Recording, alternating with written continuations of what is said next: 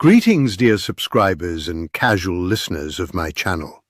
In fact, with Nagini, J.K. Rowling created a very clever narrative connection, because Nagini is one of the central characters in the Fantastic Beasts film series and also directly connected to the main story of Harry Potter.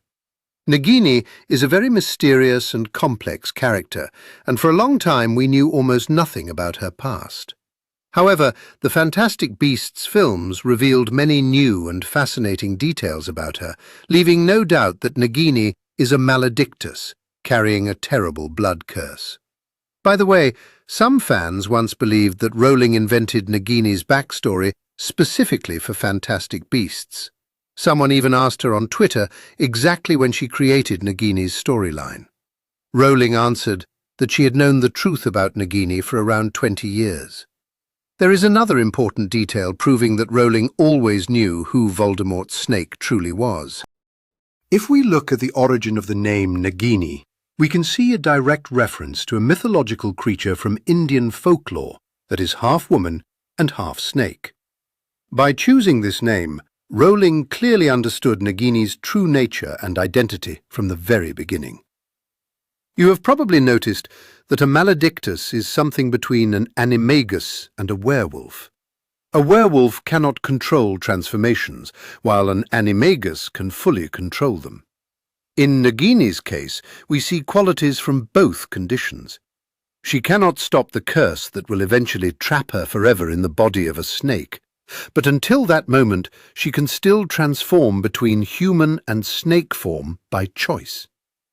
In Fantastic Beasts, Nagini appears to be around 28 to 30 years old.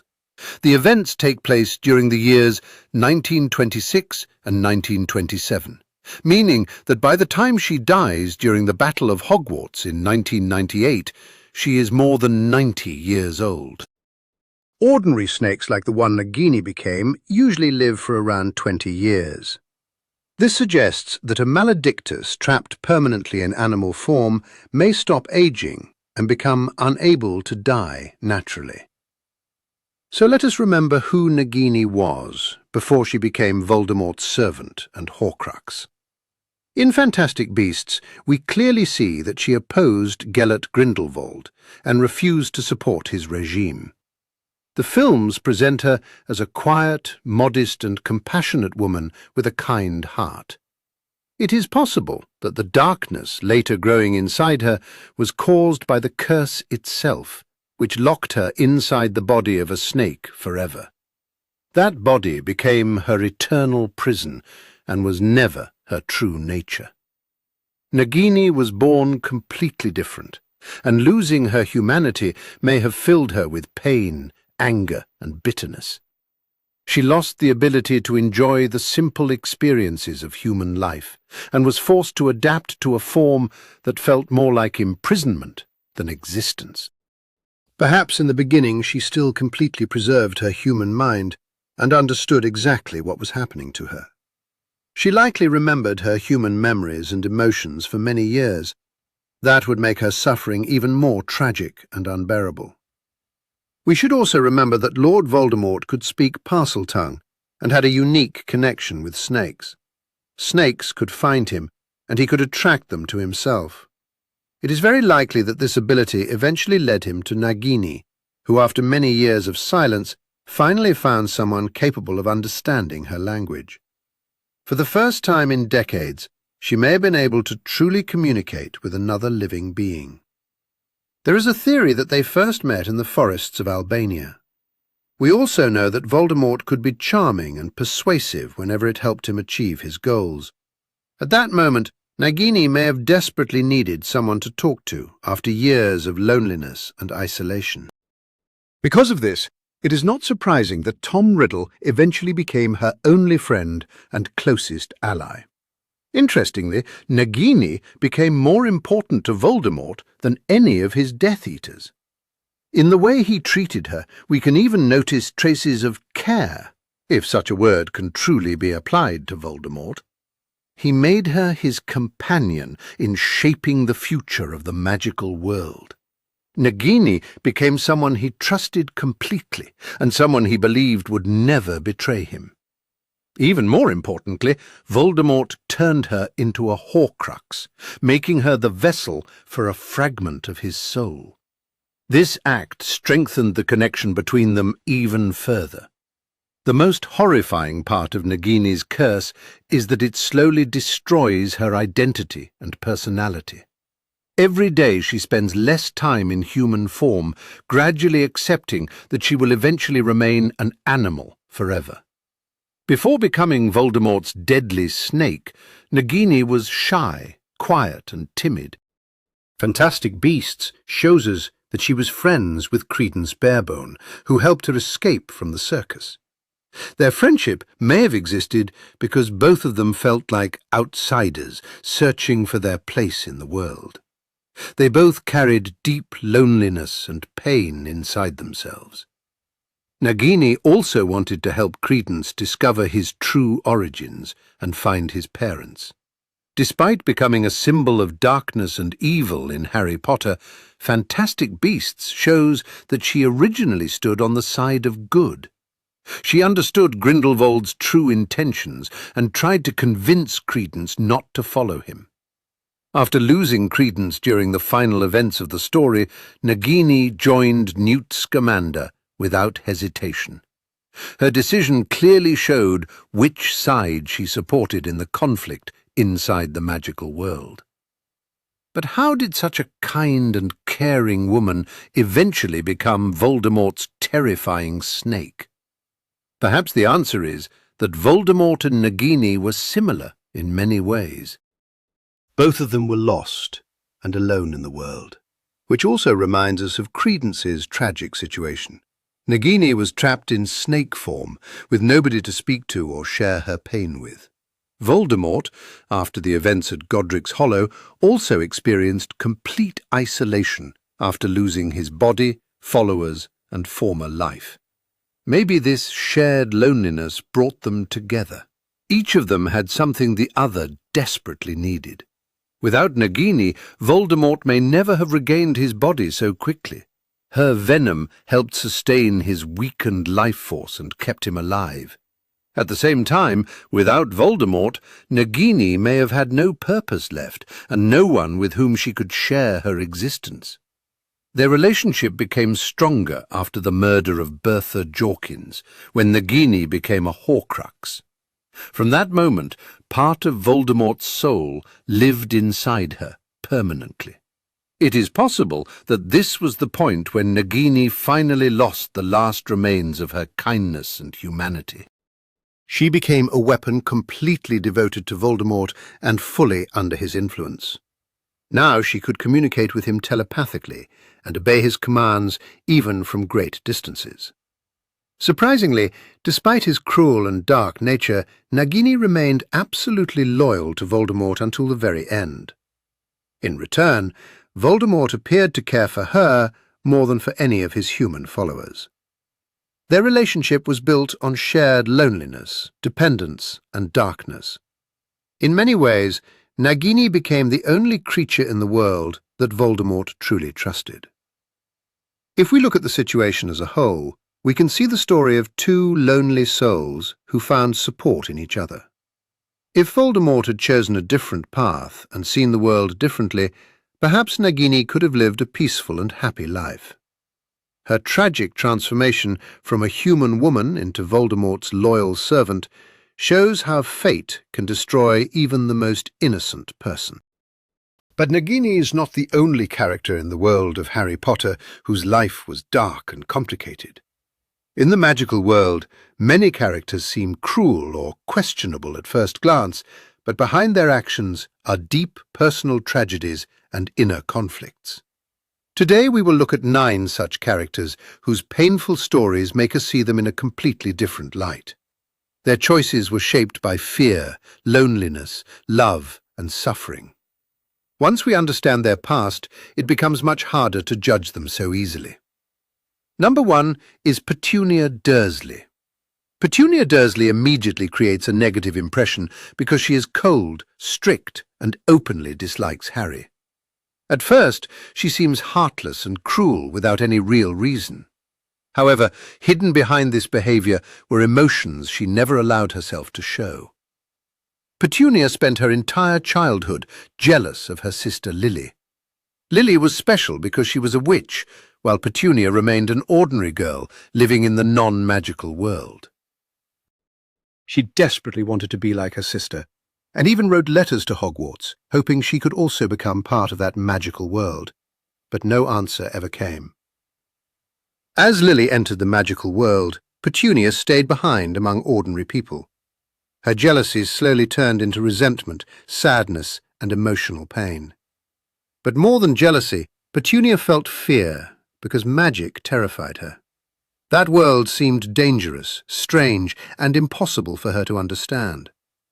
When Lily died, Petunia convinced herself that magic had destroyed her family. Harry arriving at her doorstep was not simply the arrival of a child. For Petunia, he was a constant reminder of a world that had only brought suffering and death. She tried to protect herself and her family by emotionally closing herself off from her nephew. Yet beneath her cruelty was also a sense of responsibility. In Harry Potter and the Order of the Phoenix, Albus Dumbledore reminds everyone that Petunia understood the magical protection Lily had given Harry. She could have thrown him out of the house, but she never did. Deep inside, she knew that keeping Harry with her protected him from Voldemort. It was her final duty to her dead sister. Petunia hated this responsibility, but she still carried it out for many years. A deleted scene from Harry Potter and the Deathly Hallows Part 1 reveals how deeply she truly suffered. In that scene, she quietly tells Harry that she lost a sister too. That simple sentence reveals the truth about her inner world.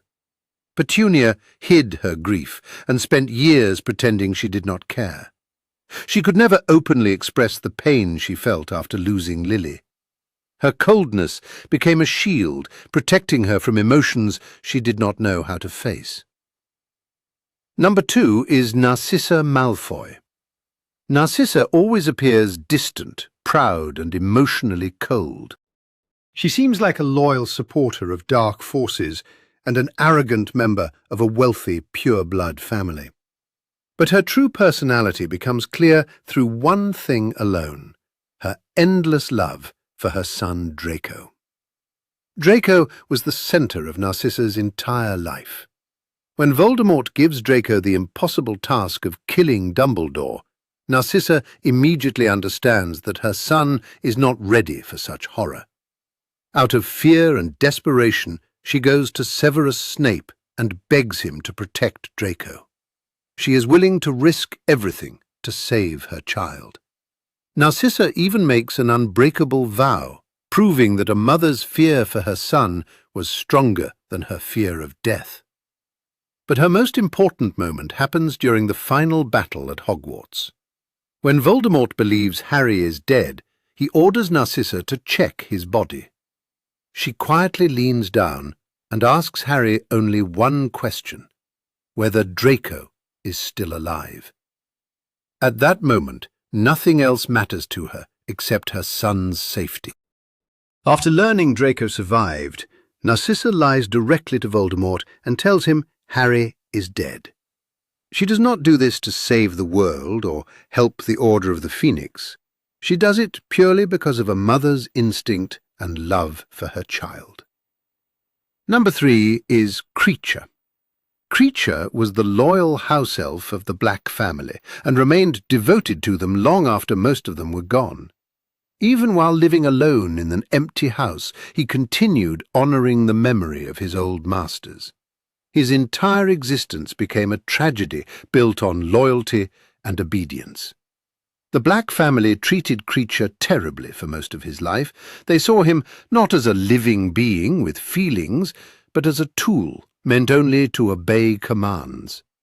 Despite humiliation and cruelty, Kreacher stayed loyal because serving his masters was the only purpose he believed he had.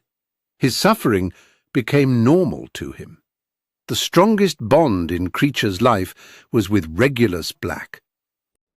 When Regulus decided to destroy one of Voldemort's Horcruxes, he sent Kreacher on a deadly mission. Kreacher survived this terrible experience and returned still completely loyal to Regulus. For many years, he secretly protected his master's memory and final mission. Kreacher represents people who are oppressed and denied freedom. His entire life was controlled by the commands of others, leaving him without the chance to choose his own future. Every order had to be obeyed, no matter the cost or consequences. His story is deeply tragic, because he never truly belonged to himself. When Harry Potter eventually became Kreacher's new master, the elf hated him at first. For Kreacher, nobody could replace the Black family. But over time, Harry treated him with kindness and respect, something Kreacher had almost never experienced before. Slowly, Kreacher began to see Harry not just as a master, but as someone who treated him with humanity. Number 4 is Neville Longbottom. Neville began his journey as the shyest and most insecure student in Gryffindor. He was clumsy, nervous, and often mocked by others. But hidden behind his awkward personality was enormous emotional pain. Neville's parents, Frank and Alice Longbottom, were tortured into madness by Bellatrix Lestrange. Because of this, Neville grew up without his mother and father, raised instead by his strict grandmother. She loved him, but often made him feel weak and disappointing. Neville constantly struggled with feeling inadequate. Even though his magical abilities developed slowly, Neville never gave up. Some relatives even believed he might be a squib. But year after year at Hogwarts, Neville became stronger and more confident. He continued moving forward despite all the ridicule and self-doubt surrounding him. The turning point in Neville's life came when he finally faced Bellatrix Lestrange. The witch who destroyed his family no longer terrified him. In that moment, Neville transformed his pain into courage and stopped seeing himself as weak. The bravery hidden inside him finally emerged. Neville's greatest moment happened during the Battle of Hogwarts. While everyone believed Harry was dead and hope was lost, Neville stood fearlessly before Voldemort. Using the sword of Gryffindor, he killed Nagini and destroyed the final Horcrux. That was the moment Neville truly became a hero. His story teaches us that strength is not something people are born with. Neville became powerful because he learned to overcome fear, pain, and insecurity. He never stopped fighting, even when nobody believed in him. His journey proves that real heroes are created through struggle and perseverance.